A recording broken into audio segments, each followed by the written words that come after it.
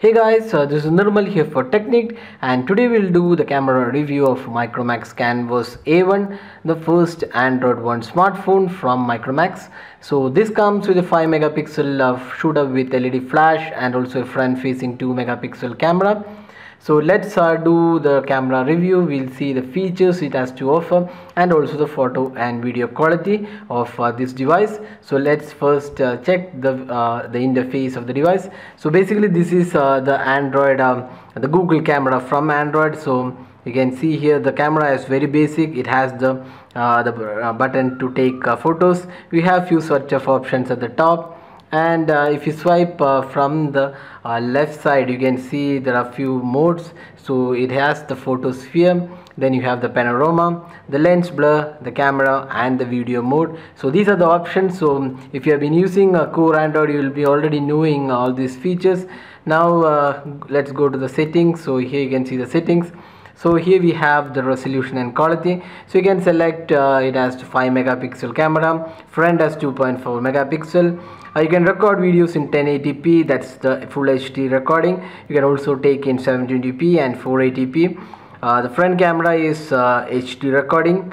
Then you have a few settings for photosphere and panorama, then image quality as normal or the low quality, which will be more faster. So that's the camera and resolution. So you can save the location information here. Then in the advanced you have the manual exposure. So if you want manual exposure, you have the option here. So that's the option. So now let's go to the other set of options here.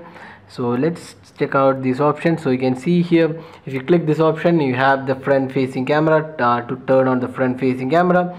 Then you have the flash. You can manually turn it on, or you can select the auto mode. Then you have the HDR, that's available by default. HDR, you can turn on HDR photos. Then you have the option to turn on grid lines on the viewfinder. Then you have the self timer. You can select as 3 seconds or 10 seconds, or even switch off the timer. And finally you have the option for exposure. Then finally you have the option for exposure. So you can change the exposure here. Since we have selected manual exposure, now you can just take a snap by just tapping on the screen and it will focus, and then you can just capture the image using the capture button. So now the interface is pretty simple, and this is the Google camera interface, so which can be actually downloaded on other phones as well. So this comes with the Google camera. Now you can see the video mode, video recording. If you select, you can see video recording mode. So again you have the few set of options for including flash, and you can switch the front facing camera. So that's the options in video recording mode. Now let's go back to the camera. We'll show you some samples we have taken with this phone. So first up, let's see the daylight photos. So here are the daylight photos.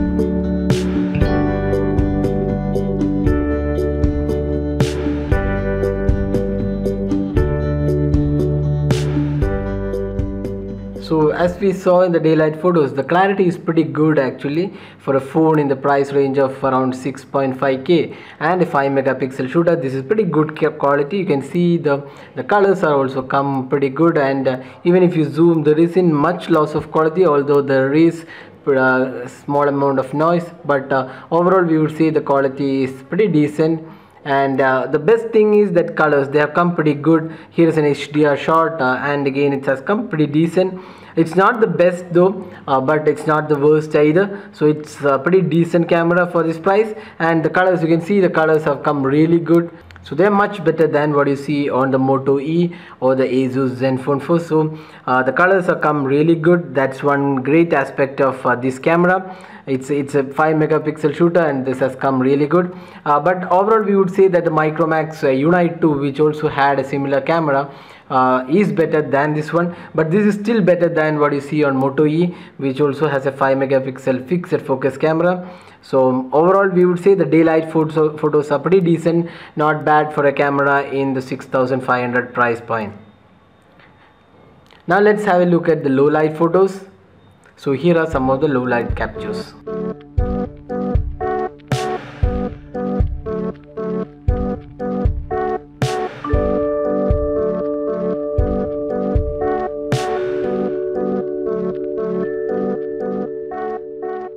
So as you can see, this is taken in low light, and you can see a lot of noise included in the photo. So these are not the best photos you can see from a 5 megapixel shooter, because there are a lot of noise and they're grainy as well. So there's not much clarity in the photos when taken in the low light. Again, another low light capture, but this has come pretty decent. Again, the good thing to notice here is the colors have come really good. Even though the photo quality, overall quality is not that great because of the noise, the colors have come really good. Again, another shot. This is another capture. So here is a here is a low light photo. So let's just increase the brightness. So here is another low light photo. So you can see from the image itself there are lots of noise included in the photo, and then the clarity is not that great. So the low light photography is not a strength of this phone. So again, this is another one taken with without flash, and you can see the amount of noise included in this photo. Now the same photo we have taken with flash, that has come pretty decent and not bad. So you can see here this is much better than the one we took without flash. So overall we would say that the low light capabilities of this device is not really great, but with flash you could get pretty decent photos. The flash is not really powerful for outdoor photography, but for interior shots they are pretty good, and you can take decent photos with the flash. But overall the low light photo capability is not that great, but the colors have come really good, and the daylight photography is definitely better than other phones in this price point. So that's the camera aspect. Now let's move on to the video of this phone. So this supports videos in 1080p. So that's one good another feature available on this phone.